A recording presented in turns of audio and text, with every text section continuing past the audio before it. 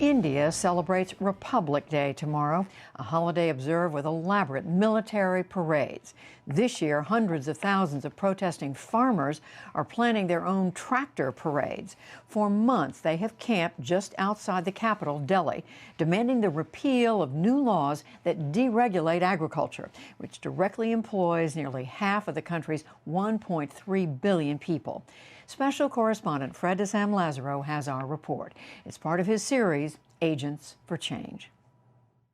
The police have used tear gas, batons, and, in near freezing temperatures, water cannons to keep protesting farmers from entering central Delhi. Still, they've traveled hundreds, even thousands of miles and encircled the capital, protesting the end of a system of subsidies and price guarantees that for decades have provided some certainty, though hardly a comfortable livelihood. Most visible in the crowds here are Sikhs from the breadbasket state of Punjab, their hallmark turbans far more evident than face masks despite the pandemic. They're sleeping under trolleys. They're sleeping in their trucks. They're challenging the cold. They don't have resources. Gurvinder Singh is with United Sikhs, a U.S.-based relief organization that's provided water, medicines, blankets, even shoes to protesters. United Sikhs has worked natural disasters from the Philippines to the Horn of Africa, but this one is different, says Singh, who lives in Dallas. It's a man-made disaster, he says, and profoundly affects farming, where Sikhs have a rich tradition. It's farming as your legacy, as what your forefathers have bequeathed to you. I'm an engineer, but whatever you are, you owe it to those seeds that were planted in the soil that allowed you to flourish.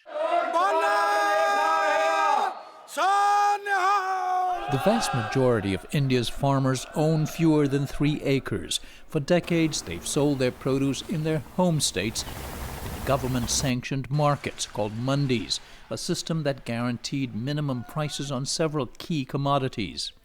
The new laws take a deregulated free market approach and make no mention of minimum support prices.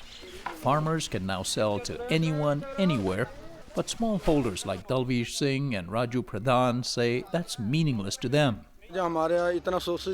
We don't have the ability to take our crops to a different country, to a different state. This whole law was designed for the corporates. It's not in our favor. They did the same thing with phones and Reliance. Now they're doing the same thing to agriculture. They are totally against the farmers. They fear conglomerates like the Reliance Group, which have grown dominant as India has deregulated its economy, will now take over agriculture and put small farmers out of business. And they accuse Prime Minister Narendra Modi of doing the bidding of wealthy industrialists like the Adani and Ambani families. This country is ours. It's not Adani's or Ambani's or Modi's. He's not the prime minister of corporations. He's fighting for the rich. We are fighting for our children. There is a huge conspiracy underway to confuse the farmers. They're being frightened that after new reforms, farmers' lands will be snatched by others. Prime Minister Modi says the new laws will boost farmers' income and productivity and lure private investment into an agriculture sector that's widely seen as costly and inefficient with outdated infrastructure. Now these people who are in opposition, they were also in favor of these reforms when they were in power, but they couldn't make the decision during their government and kept making false promises to farmers. Despite Modi's reassurances, there could be some hard truths facing Indian farmers as they have elsewhere in the world. Can you hear me, Sumit? I reached Sumit Ganguly, Distinguished Professor of Political Science at Indiana University. The family farm in the United States is a kind of a romantic ideal anymore.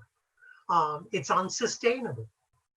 But this is how the world has evolved. And I'm afraid that evolution is now coming to India. Over the longer haul, one could see a more successful agricultural bounty, but it will probably come at some cost. A number of these small farmers, they'll probably get wiped out.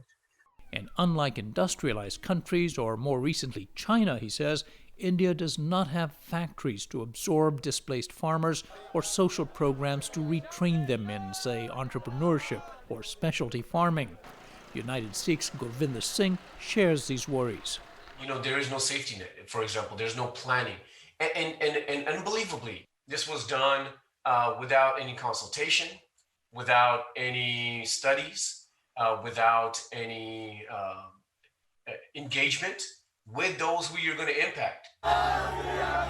His group is standing behind the protesters and has helped organize huge rallies as far away as London and San Francisco. Outside Delhi, as they huddle in camp-like vigil, the farmers insist they'll stick it out until their demands are met. Until we win and the government takes this back, until then, whether it takes 6 months or a year, however long it takes, we'll sit here. I'll tell you one benefit of this law. They've brought us together. It's made us all brothers. We have become one. As the impasse drags on, talks to end it are being held in Delhi in perhaps the most serious pushback encountered by the Modi government, which enjoys a commanding parliamentary majority. Small farmers may also be facing a reckoning on their future, but for now, they also form one of the biggest voting blocs in the world's largest democracy. For the PBS NewsHour with Rakesh Nagar in New Delhi, this is Fred DeSam-Lazaro in St. Paul, Minnesota. Fred's reporting is a partnership with the Undertold Stories Project at the University of St. Thomas in Minnesota.